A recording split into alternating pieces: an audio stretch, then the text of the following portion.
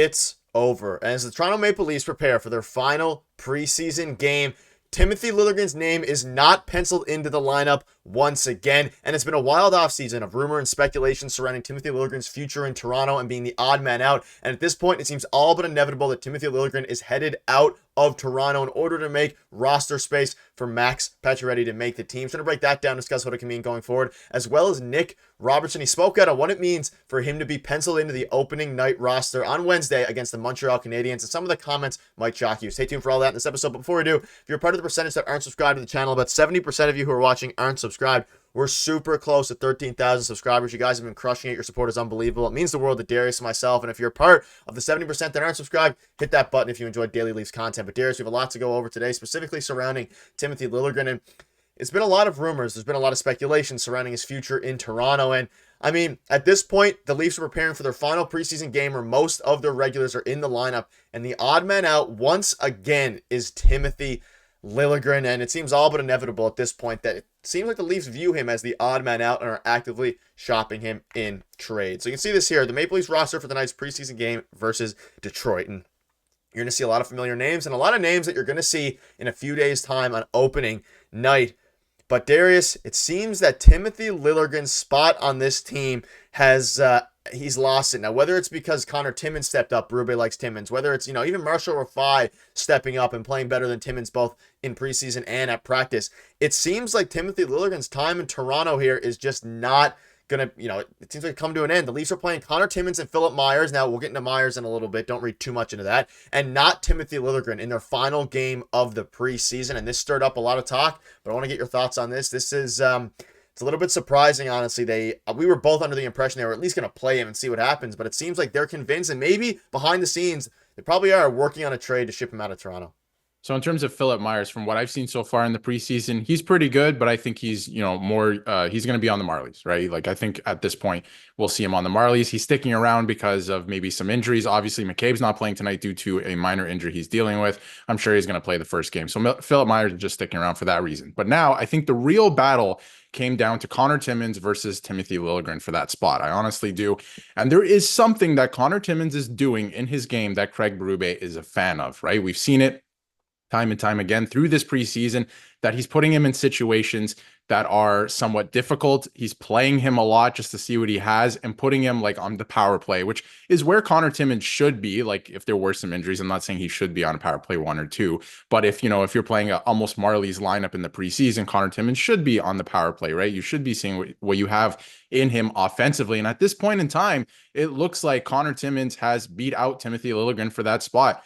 And because of the way the roster is set up and how much money Timothy Liljegren makes, this is setting up a trade in my eyes. This is definitely setting up a trade coming in the next few days. And we know that the Leafs had to make a move, whether it be, somebody going through waivers or some cap shenanigans, or just straight up a trade with a couple guys, or maybe one guy who made a little bit too much, like David Kampf or Timothy Liljegren. And at this point, I think it's a trade. And I think the guy is Timothy Liljegren. We made a big deal, earlier in the summer. He was signed to that contract. And I think we were live actually on stream, Nick, and we were both kind of puzzled. Like, that is far too much for what he's shown us so far. And I thought he was bullied a little bit in the playoffs last year against the Bruins. They were specifically targeting him on a lot of the plays, a lot of the dump-ins, and a lot of the physicality. So obviously it doesn't fit in that way, which is where Craig Berube wants to take the team, right? So he also came into camp a lot heavier, and we were talking about that too. But the fact of the matter is, he doesn't look great, right? He hasn't reached, I guess, the benchmark that they've set so far in this preseason. He hasn't gotten there. And I've noticed that, there's a lot of players who've been receiving praise from Craig Berube, like Grebenkin, Cowan, and a bunch of guys who may not make the team. I haven't even heard that from Craig Berube in terms of Timothy Liljegren so far this preseason. So to me, at this point, it's the last preseason game. The roster looks very close, besides maybe 2 minor injuries, for to what we're going to see when the season opens up. And Timothy Liljegren is not there. So what does that tell you? Yeah, and at this point, again, you mentioned it, we haven't heard anything about Timothy Liljegren, whether it's from the coaches, briefly from Brad Treliving following the extension, but since then it's been kind of crickets. And again, 2-year, $3 million AAV. Yeah, it's an expensive contract, but it also makes him slightly more movable for teams that want him want him for control. And he obviously has 2 more years on his deal now. But the biggest question mark is, yeah, you mentioned it, I think it's between Connor Timmins and Timothy Liljegren. And if the battle, a lot of this stuff we don't see in the practices and behind the scenes. And clearly, Craig Berube and the Brad Treliving in the front office value Connor Timmins at this point more than Timothy Liljegren, we'd assume.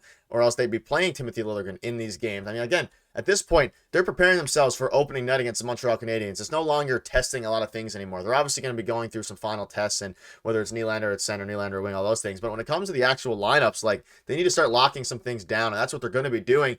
We're now 4 days away from opening night, and Max Pacioretty's still on a PTO and hasn't been converted. We've seen a lot of people get converted to full-time contracts at this point. Even guys that we were discussing before they signed Max Pacioretty, like Kevin LeBanc, he has now signed a full-time deal. So there's a lot of things going on. Pacioretty is almost the odd man out, and they actually asked Liljegren about his future with the Leafs and anything that could happen before the rosters are due on Monday. And again, the rosters are due in 2 days, so tomorrow could be the day. Everything can happen, right? I'm just trying to take it day by day. I know we got to make some changes, so we'll see where it goes. And again, even if it's, when we say it's over, even if it's not in the sense of he's not the one who gets traded, which I think at this point he probably is, it still seems like it's over for him starting opening night and being a part of the blue line core going forward. If they're playing Connor Timmins this much, you have Yanni Hakanpää in the situation, because if they're keeping Timmins around, they're keeping Yanni Hakanpää. Of course, I don't know what space you have left for Timothy Liljegren unless he's going to be healthy scratched every game, or he's going to slide in for bearing an injury. Like, it seems like the experiment in his time in Toronto is at the very least dwindling significantly, because we're not seeing anything out of him. And maybe Berube will come out and say that they're just want to get a final look at Timmins before they play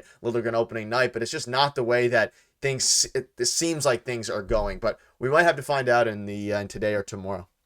There is the other side of the coin, like you just brought up there, where maybe they're playing Connor Timmins to showcase him a little bit, and maybe they're planning to trade him. I just don't think that's the case, personally. I don't get that from Berube and his usage so far. I mean, Timmins in that way, like his usage in the preseason, I don't get that vibe. I think that he's earned the spot over Timothy Liljegren. And now, like you mentioned too, if, throughout the season, it was Liljegren in sometimes, then Hakanpää in sometimes, and they kind of rotated like that, it would be okay. But if Liljegren's definitely on the outside looking in, where it's Timmins and Hakanpää swapping for that position, right, which is what it looks like it's going to be, they don't have room for Liljegren on this team to sit there and just collect $3 million, right? It just doesn't make sense. They would have to move off of that. And they have to free up cap space. Like you said, they can't sign Pacioretty yet. That is the goal, right? We've heard that that's going to happen, but they can't do that yet with their cap situation. They have to move off somebody. And it's been really quiet on the David Kampf side too, right? Like, we haven't heard much about that. And that's another guy where you're like, logically speaking, maybe you move off of him, but we haven't heard anything with that. But and David Kampf still gets into the lineup, right? That's the other thing too. Liljegren has been slowly being phased out, right? So that is definitely something to look into. I think that he is the odd man out, and the rosters have to be set Monday. It's coming up quickly. There's going to be a move here for the Leafs, and this is the last look tonight, and Liljegren is not involved in it. And it's the last look for a lot of these guys. So it's going to be very interesting here in the next day or two. Yeah, and again, there's a flip side that Liljegren has his name penciled into the opening night lineup, and they want to get a final look at Timmins and Myers. But if that's the case, there's a few guys here why you can wonder why some of these guys are playing in the starting lineup as well, like if you're going for that look. So let us know in the comments your thoughts are on that. But let's switch gears a little bit to Nick Robertson. So he has never started a season in the NHL. We know that last year he was sent down to the Marlies, and that surprised Nick Robertson a little bit, annoyed him a little bit, which led to his trade request. But it seems like at this point he is going to be penciled into the opening night roster. Now, whether that's in the opening night game on the second line or the third line, maybe even the first line if something crazy happens, so probably the second line here.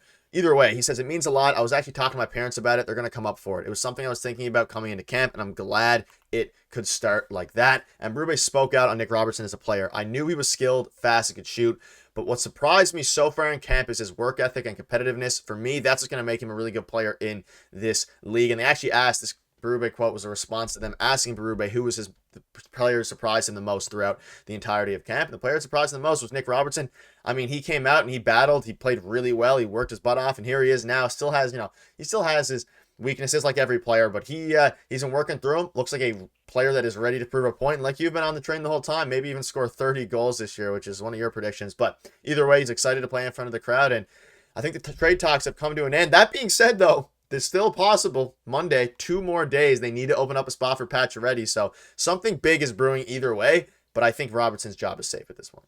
It is still possible on the Nick Robertson trade front, but based on what Berube has said in the last day, and Treliving, because he had an interview with Darren Dreger as well, I don't think this player is going anywhere. He's definitely factoring into their plans, and I think he's happy to finally have a spot on opening night. This is the 4th season we're going to see Nick Robertson in this organization, and he's never started a season with the Leafs. It's pretty crazy if you think about it that way, and we understand his frustration. I say we. I can't speak for fans, actually, all fans, but me, myself, I understand his frustration this summer that he wanted to move on to get a better opportunity. But I think now that they're giving him the opportunity to earn that opportunity, and he earned it in preseason. He's going to come into the season, start the year. Seems like possibly in the top 6. We don't know what the lines look like at this point in time for Wednesday, but it's pretty exciting. Like you said, I've been a big fan of Nick Robertson the whole time. I think his ceiling offensively is very, very high. We haven't even seen what he can do at the NHL level. I think there's still a lot to his game, and he's simplifying it, right? He's not overthinking it, and it sounds like they're working with him in terms of neutral zone and defensive play,